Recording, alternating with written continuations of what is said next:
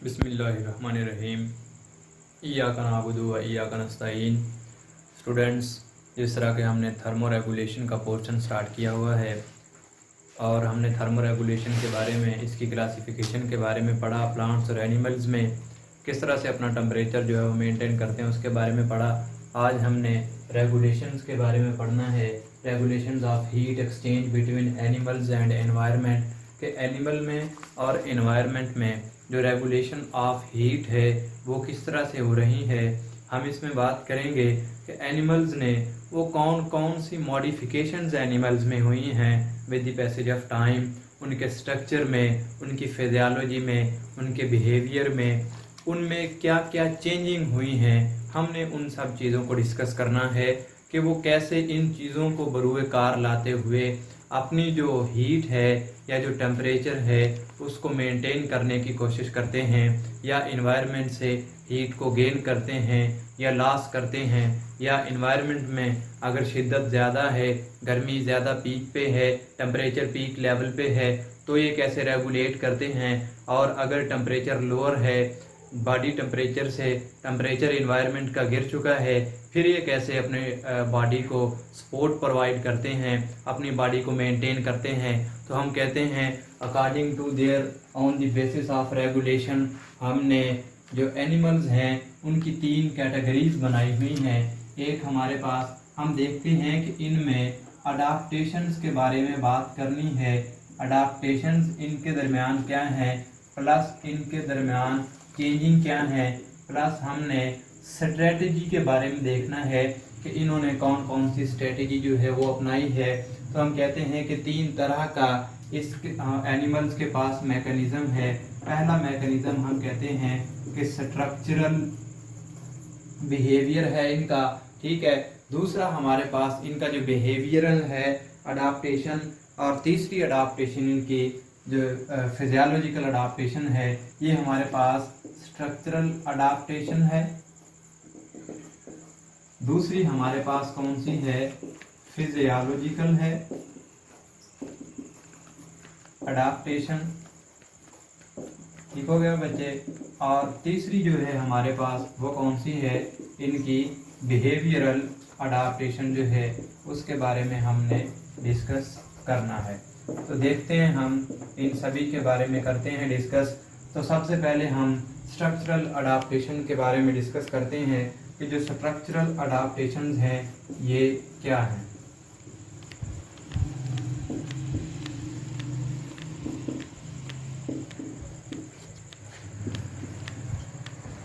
Structural adaptation जिस तरह के नाम से ही जाहिर है कि हम इसमें क्या करेंगे, हम कहते हैं कि इनमें क्या है, स्ट्रक्चरल अडाप्टेशंस हैं कि इनके स्ट्रक्चर में क्या क्या चेंजिंग हुई हैं एनिमल्स के। तो हम कहते हैं कि इनकी स्ट्रक्चर में जो फर्स्ट चेंज है वो क्या है, हम कहते हैं कि इन्होंने फैट को डिपॉजिट करवाया है under the skin, beneath the skin. इन्होंने क्या किया है, डिपॉजिट करवाया है, किसको, डिपॉजिट दी फैट को डिपॉजिट करवाया है। कहाँ, स्किन के अंडर, स्किन के नीचे, डर्मस के नीचे। हम कहते हैं कि हमारी जो स्किन है और जो एनिमल्स की स्किन है, इनके स्ट्रक्चर में क्या हुआ है कि इन्होंने अंडर द स्किन किसको अडॉप्ट कर लिया है, किसको डिपॉजिट करवा दिया है। हम कहते हैं कि इन्होंने लाइपिड्स को, फैट्स को, एडिपोज टिश्यूज को जो है अंडर द स्किन डिपॉजिट करवा दिया है। और इसमें फिर हम एक इंटरेस्टिंग बात हमारे पास ये है कि जो इनमें अगर ह्यूमंस की एग्जांपल ली जाए तो मेल्स जो हैं उनमें सिंगल लेयर जो है वो फैट टिश्यूज की या लाइपिड्स की अंडर द स्किन प्रेजेंट होती है, जबकि जो फीमेल्स हैं उनमें डबल लेयर जो है फैट की प्रेजेंट होती है। एक तो ये था। दूसरा इनमें हम कहते हैं कि स्वेट ग्लैंड जो हैं, ठीक है, स्वेट ग्लैंड जो हैं वो प्रोड्यूस कर लिए जाते हैं। तो हम कहते हैं कि स्वेट ग्लैंड क्या करते हैं, when the temperature is high of the body, जब हम कहते हैं कि बॉडी का टेम्परेचर जो है वो हाई हो गया है, एक्सीड कर गया है, फर्ज करें ह्यूमन है तो 37 से जब ये एक्सीड कर जाएगा तो फिर ये जो हमारे स्वेट ग्लैंड्स हैं ये हमारे मैमल्स में ये जो खसूसियत है मैमल्स के अंदर प्रेजेंट है मोस्टली, तो जिस तरह ह्यूमंस हैं इनके फिर स्वेट ग्लैंड एक्टिव हो जाते हैं और इनमें क्या है फिर in the form of water drops की शक्ल में क्या होता है, वाटर को बॉडी से रिमूव करवाया जाता है। और वाटर में एक एबिलिटी है कि अपने अंदर क्या करता है, हीट को एब्जॉर्ब करने की इसमें एबिलिटी है। तो जब वाटर जो है वो इवेपोरेशन के जरिए, स्वेटिंग के जरिए बाहर जाता है बॉडी से, तो साथ ही साथ वो क्या करता है, अपने साथ हीट को भी ले जाता है। इसके अलावा हम कहते हैं कि एक और अडाप्टेशन है जिसके बारे में हम कहते हैं पैंटिंग। पैंटिंग क्या है, जिस तरह हॉर्सेज आपने देखे हों या डॉग्स देखे हों, वो अपनी टंग को बाहर निकाल के तेज तेज रेस्पायर कर रहे होते हैं, सांस ले रहे होते हैं, और हम उन पे देखें तो स्मॉल वाटर ऑफ ड्रॉप्स भी प्रेजेंट होते हैं। तो वो क्या है, ये पेंटिंग का मैकेनिज्म है। इससे पेंटिंग क्या करता है, ये कूलिंग इफेक्ट क्रिएट करता है। ये क्या करता है, कूलिंग इफेक्ट इसने क्रिएट करना है।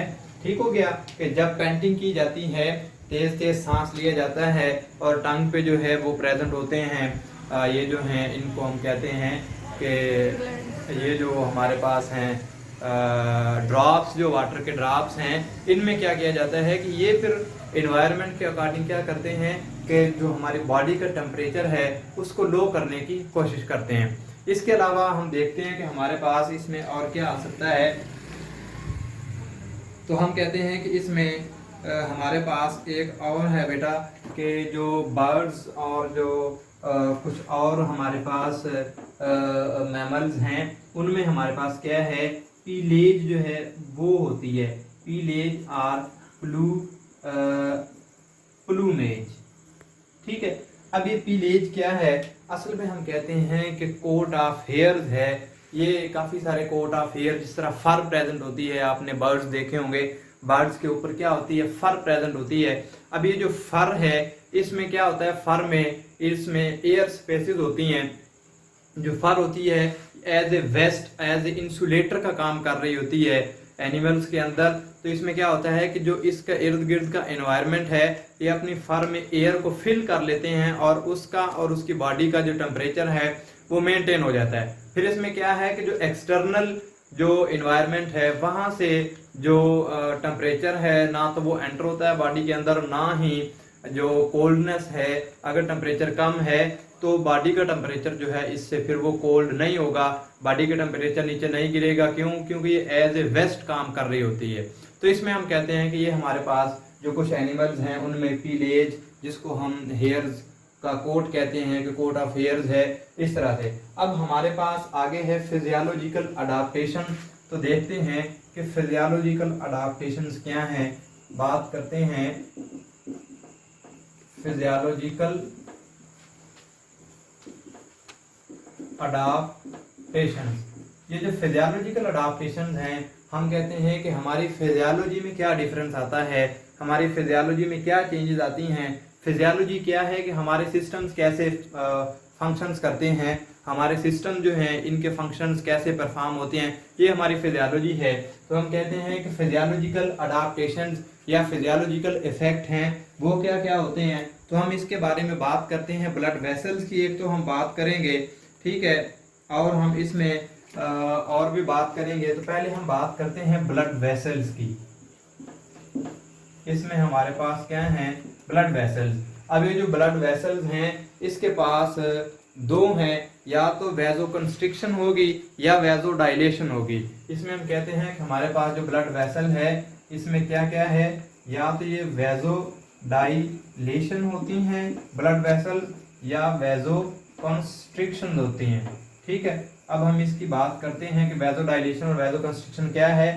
तो इसमें हमारे पास क्या है कि हम कहते हैं स्प्रेडिंग। इसमें जो वेजो डायलेशन है इसमें हम कहते हैं स्प्रेडिंग ऑफ ब्लड वेसल। इसमें क्या है, स्प्रेडिंग ऑफ ब्लड वेसल। और इसमें क्या है कि ये कॉन्ट्रैक्ट करती है। यहाँ पे हमारे पास क्या होगा, ये क्या कर रही है, यहाँ पे जो ब्लड वेसल है वो क्या कर जाएगी, कॉन्ट्रैक्ट कर जाएगी। तो हम देखते हैं कि spreading of blood vessel and contracting of blood vessel, ये हमारी फिजियोलॉजी है। जब हमारे पास समर सीजन है, गर्मियों का सीजन है, फिर क्या होता है कि देखते हैं हम कि हमारी जो ये आर्टरीज हैं या जो हमारी मोस्टली जो कैपिलरीज हैं ये आउटर द स्किन प्रेजेंट होती हैं। हम अगर देखें गर्मियों में, इन समर सीजन अगर देखा जाए तो हम ऑब्जर्व कर सकते हैं अपने हैंड्स वगैरह पे देख के, हमारी जो वेसल्स हैं ये बिल्कुल जो है वैसोडाइलेशन हम इसको कहते हैं कि बिल्कुल नियर दी स्किन आई होती हैं, जो हमें बाहर से महसूस भी हो रही होती हैं। अब ये वैसोडाइलेशन होती क्यों है? जब वैसोडाइलेशन होती है तो ब्लड जो है वो नियर द स्किन होता है, और स्किन के नियर होने का मतलब ये है कि जितना एनवायरनमेंट से कांटेक्ट होगा उतना ही ये हीट को लॉस करेंगे। तो हीट लॉस के लिए इसमें क्या होता है कि वैसोडाइलेशन होती है। तो वैसोडाइलेशन से क्या होता है बच्चे? हीट लॉस होती है। अब दूसरा हमारे पास इसके अपोजिट चीज है वैसोकंस्ट्रिक्शन। इसमें ब्लड वेसल जो है वो कंस्ट्रिक्ट कर जाएंगे, इसमें साइज जो है इनका डिक्रीज कर जाता है, ये डीपर दी स्किन चली जाती हैं। जब सर्दियों का सीजन होता है तो ये डीपर दी स्किन चली जाती हैं। क्यों? ताकि जो मिनिमम ब्लड फ्लो है वो मिनिमम किया जा सके। हमारे जो आउटर रीजन्स हैं, जो आउटर एक्सपोजर, जो हमारे एक्सपोजर है इन्वायरमेंट, उसमें कम से कम ब्लड सप्लाई की जा सके ताकि हीट को बचाया जा सके, हीट को सेव किया जा सके। ये किस दौरान है? ये हमारे पास इन विंटर सीजन है। सर्दियों के मौसम में ऐसा होता है कि हमारी जो ब्लड वेसल्स हैं वो क्या करती हैं, हमारी जो ब्लड वेसल्स हैं वो कॉन्ट्रैक्ट कर जाती हैं। इसके अलावा बेटा हमारे पास इसमें और क्या होगा कि एक्टिवेशन हो जाती है, एक्टिवेशन होती है ऑफ ग्लैंड्स। ठीक है, ये कौन से ग्लैंड्स हैं? जो स्वेट ग्लैंड्स हैं, इनकी एक्टिवेशन हो जाती है कि जब बॉडी का टेम्परेचर जो है वो बढ़ गया है तो हाइपोथैलेमस जब जज करता है, हमारा ब्रेन जब जज करता है कि टेम्परेचर जो है वो बॉडी का ज्यादा हो गया है, तो फिर इसको कम करने के लिए जो एक्टिवेशन है वो करवा दी जाती है। किसकी? हमारे जो ये हैं जो ग्लैंड्स हैं। इसके अलावा हम कहते हैं कि हमारे पास बेटा जो थर्मोजेनेसिस के प्रोसेस हैं उनको भी उनको भी स्टार्ट करवा दिया जाता है, जिसमें हमारे पास दो मेथड्स हैं, शीवरिंग और नॉन शीवरिंग। एक हमारे पास कौन सा है? नॉन शीवरिंग मेथड है, और दूसरा कौन सा है? शीवरिंग मेथड है हमारे पास। तो ये दो मैकेनिज्म हैं। ये भी हमारे पास फिजियोलॉजी में क्या है कि शीवरिंग और नॉन शीवरिंग जो है मेथड दोनों का एक्टिवेट करवा दिया जाता है for the production of heat और टेम्परेचर। इसमें होता ये है कि जो शीवरिंग है हम किसको कहते हैं कि जो कपकपाहट है हमारे मसल्स की कंट्रैक्शन और रिलैक्सेशन की वजह से, जब सर्दियों का मौसम होता है तो हमारे बाज़ मसल्स, जिस तरह के कुछ लोगों के ये जो जबड़े के मसल्स हैं या कुछ के जो हैंड्स हैं वो जो है वो शीवर करना शुरू कर देते हैं। शीवरिंग उनमें कपकपाहट शुरू हो जाती है। इसमें हमारे पास थर्मोजेनेसिस है जिसमें नॉन शीवरिंग और शीवरिंग मेथड है। ठीक है, इसमें ये मेथड्स ऑफ हीट प्रोडक्शन है जिसको हम शीवरिंग और नॉन शीवरिंग कहते हैं। इसके अलावा अब हमारा जो तीसरा मेथड है जो स्ट्रक्चरल बिहेवियर है उसके बारे में हम बात करते हैं कि इसका बल्कि जो बिहेवियरल अडाप्टेशन है उसके बारे में हम अब बात करेंगे।